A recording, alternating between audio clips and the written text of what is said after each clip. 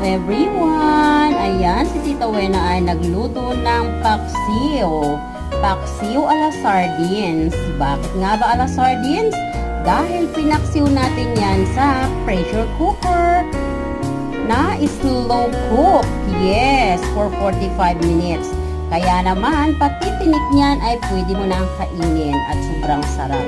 Winahi ko nga lang pala yung mga gulay niyan dahil nasa ibabaw yan. At ang gulay niya guys, alam nyo ba bakit hindi yan nadurog ng mga gulay na yan kahit 45 minutes siya naka-pressure cook? Yes!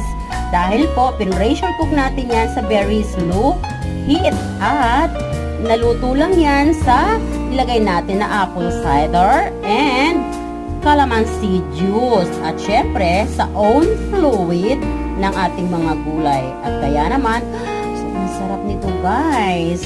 Promise. At sa